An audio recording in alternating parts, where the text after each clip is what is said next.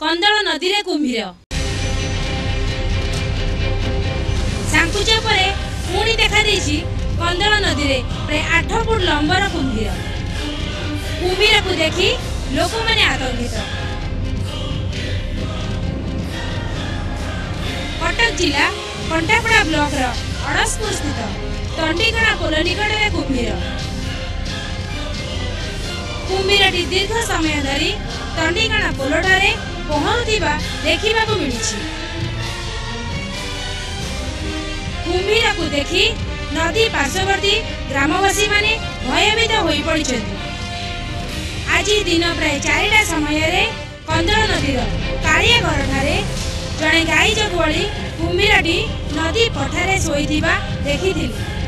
लोकों को देखी कुंभीरटी नदी पानी रे पसी जाइथिला। परे नदी पानी रे एड़े तेड़े